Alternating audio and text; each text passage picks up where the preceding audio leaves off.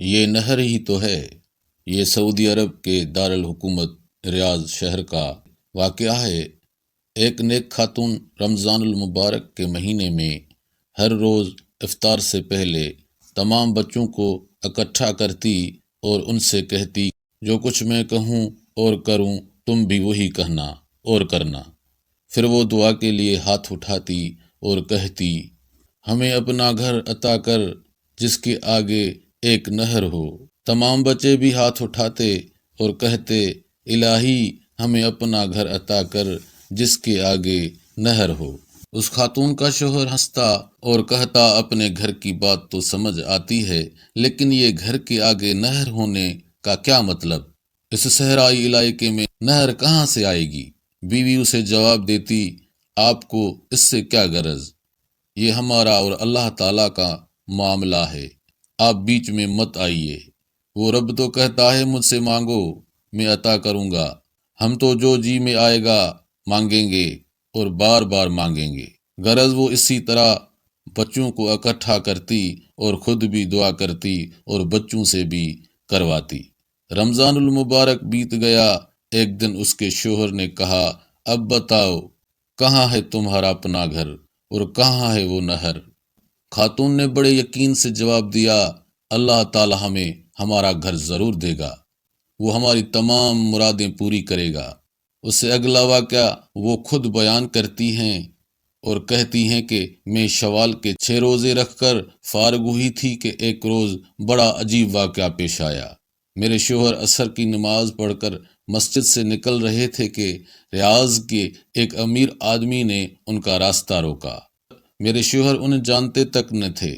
اس آدمی نے انہیں سلام کیا اور کہا، میرے پاس ایک گھر ہے، آدھے گھر میں تو میں اپنے والد کے ساتھ رہتا ہوں، گھر کا دوسرا نصف خالی پڑا ہے۔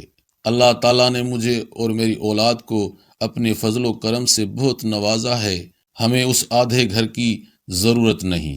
آج اس ارادے سے گھر سے نکلا تھا کہ نماز عصر کے بعد مسجد سے نکلنے والے پہلے آدمی کو میں وہ آدھا گھر دے دوں گا۔ یوں آپ سے ملاقات ہوئی تو گزارش ہے کہ میرا آدھا گھر ہدیتاً قبول فرمائیں۔ بلا قیمت مکان لیتے ہوئے ہمیں تردد ہوا۔ وہ صاحب کہنے لگے، اگر آپ کی تسلی قیمت دیے بغیر نہیں ہوتی تو جتنی رقم آپ آسانی سے دے سکتے ہیں دے دیجیے۔ خیر، ہم نے کچھ اپنے پاس اور کچھ ادھر ادھر سے جو رقم اکٹھی کی وہ کم و بیش 8,000 ریال بن گئی۔ وہ رقم ہم نے اس آدمی کے حوالے کر دی۔ اب ہم اس آدھے مکان کے مالک بن گئے تھے۔ مکان ریاض کے ایک ماڈرن علاقے میں واقع تھا۔ سچ ہے کہ جو انسان سچے دل سے اللہ تعالیٰ کو پکارتا ہے، اللہ تعالیٰ اس کی پکار ضرور سنتا ہے۔ لیکن ایک بات نے مجھے پریشان کر رکھا تھا۔ میں نے اللہ سے جو گھر مانگا تھا اس کے آگے نہر ہونی تھی۔ مکان تو مل گیا پر اس کے آگے نہر نہیں تھی۔ میں نے ایک عالم دین سے پوچھا کہ اللہ تعالیٰ تو فرماتا ہے کہ مجھ سے مانگو میں تمہیں عطا کروں گا۔ میں نے اللہ تعالیٰ سے نہر کنارے گھر مانگا تھا، گھر تو مل گیا، نہر نہیں ملی۔ ان عالم دین کو میری دعا اور قبولیت پر بڑی حیرت ہوئی۔ انہوں نے پوچھا، اس وقت آپ کے گھر کے سامنے کیا ہے؟ میں نے کہا، اس وقت ہمارے گھر کے سامنے ایک خوبصورت مسجد ہے۔ عالم دین مسکرائے اور فرمایا، یہ نہر ہی تو ہے۔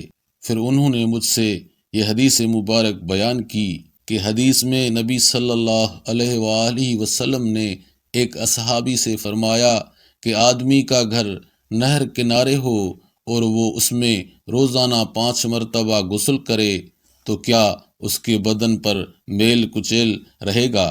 صحابہ کرام رضی اللہ عنہما نے جواب دیا، نہیں یا رسول اللہ، اس کے بدن پر میل کچیل باقی نہیں رہے گا۔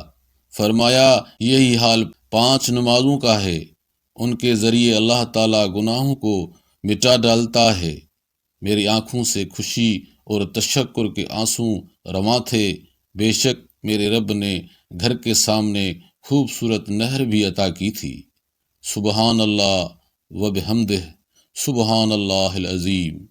معزز ناظرین، دیکھنے اور سننے کا بہت بہت شکریہ، دعاؤں میں یاد رکھیں، ہوشیار رہیں، اللہ حافظ۔